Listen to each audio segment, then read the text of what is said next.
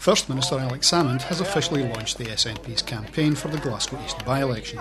He was greeted by a couple of dozen supporters as he made a personal visit to Milton Community Campus in the constituency to lend his personal support to the SNP candidate, David Kerr.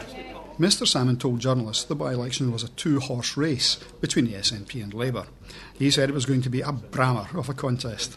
The launch of the campaign was on the eve of the SNP's annual conference. I spoke to Mr Salmond both about the conference and the by-election. You got the political earthquake you predicted in Glasgow East.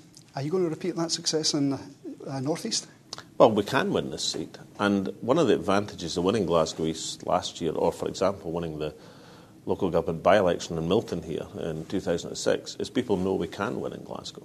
So the best tactic for us, I think, is not to jump up and down and say we're definitely going to win, but actually to say what people know is we can win if we work hard enough, and then the folk of Glasgow North East will decide. So the kind of two big statistics we're pointing to in this campaign is the first one's the number, 74, because it's 74 years that Labour have run this constituency, indeed same time they've run the council basically in Glasgow, and also 59, because there's 59 constituencies in Scotland, and this is number 59 in unemployment, social deprivation. So over these 74 years, Labour representation hasn't delivered, and it is time for a change. Now, one of the issues in the campaign is the level of unemployment here, which your candidate David Kerr has been stressing. One thing which might have helped ease unemployment generally in Glasgow is the Glasgow Airport Rail Link, which was projected might create around 1,300 jobs. Is that going to be a factor in the by-election? Is it something that's going to handicap you? It's not going to handicap us because people realise if we'd spent the money on an air link, we wouldn't have spent it on something else, like the Southern General Hospital, or like the indoor sports facility, or like the M74 that's been built near here at the present moment. I mean, there's only so much in the capital budget, and we've chosen to prioritise the health service, because the reason for the cut in the capital budget was the cut in health service funding from Westminster. So I think people think we've got the right priorities in concentrating on capital investment in key sports facilities, key motorway, key health service for the city of Glasgow. What I see in this constituency is people think the priority should be schools and community centres, like this one, which was built with a campaigning fervour of the local community, and Billy McAllister, the winner for the SNP in the Milton by-election. This is where they want the priority to be. Not in prestige projects, but the priority in community facilities and schools, and that's the issue which is affecting the grassroots of the constituency. As we go through this campaign, I make a prediction. The Labour Party will stop talking about air links because they know the folk want to talk about community facilities and schools and bread and butter issues that affect this seat. What's your mood going into your annual conference? Well, it's great because the SNP are closer to our ideal of an independent and free Scotland than we've ever been in our history. I mean, I like to express it as a kind of free-stage project. I mean, firstly, there was the Scottish Parliament. Now, lots of people said there would never be a Scottish Parliament. And even in fairly recent times, after the setback of the 79 referendum, a lot of people in the 80s said, you'll never see a Scottish Parliament, never happened in our lifetimes, etc., etc. Well, it did happen. It happened in 1999. And then, of course, people said, well, there'll never be an SNP government. I mean, I think Wendy Alexander once said to me, never in your dreams shall you become First Minister, she said, something like that. I'm not dreaming. I'm First Minister. There is an SNP government in that Parliament. That was like stage 2. So getting from where we are with the Parliament, with the SNP government, to independence is stage 3 of a process. And therefore, the party is buoyed by the fact that never in our history have we been closer to that goal of an independent Scotland. One of the things which the SNP is dead against is the nuclear bases on the Clyde.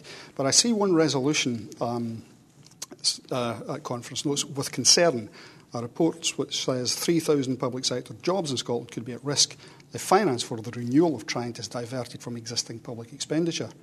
You don't want Trident, so isn't this going to be part of the price of losing it?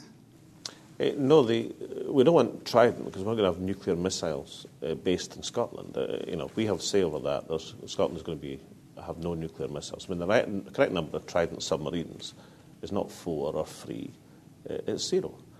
And the idea of spending, as both Labour and Tories still want to do, despite all the threatened cuts in public spending, roughly the same from both parties, are supposed, they're going to spend £100,000 million over the next generation, putting free now new submarines in the River Clyde. That cannot be the right sense of priority at a time such as this. So we're adamant, no nuclear submarines in Scotland, no Trident submarines. The right number of submarines is 0. Here's a deal for the Labour Party.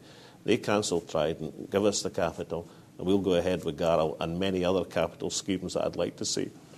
You've been arguing forcefully that you should be involved in a TV debate with other UK leaders in the run-up to a general election. But you're not standing at Westminster, and you won't lead the UK. Why should they give in to your demands? I mean, all this is just a carve-up, the usual traditional carve-up of the Westminster parties. I mean, one of the aspects in this campaign is going to be the constitutional dimension across these islands. I mean, these are parties which are talking about cutting the number of MPs in the case of the Tories, in the case of Labour, revising the Barnett formula, both parties saying they want to change the constitutional arrangements. Now, it's not the only thing they're going to be discussing in the campaign, but financing the Constitution is a key aspect of the election campaign, and therefore a party which is the government of Scotland, which on many opinion polls, well, certainly in all Scottish opinion polls for the Scottish Parliament, but many polls for Westminster recently, has been the most popular party in Scotland, which is the only party which is seriously challenging for a leadership position in Scottish politics from the Labour Party. The idea of excluding that Scottish voice because it's no convenient, because they've got the wee cabal of Labour, Tory and Liberal, is quite outrageous. It's total denial of democracy. It's not going to happen. Now, we're, as you know, I'm a reasonable person. I always have been. We're flexible. We're prepared to say, let's look at format. What I say is that Scottish dimension must be included in the leaders' debates. There's a history of low turnouts in this constituency. Do you think the Westminster expenses row will put even more people off turning out to vote? What people are looking for is to make a difference in a by-election. If you persuade people you can make a difference, that there is a change that's possible, that there's hope, there's optimism, there's a change for the better, that they can actually achieve something through their vote in a by-election, then they'll turn out. First Minister, thank you very much. Thank you.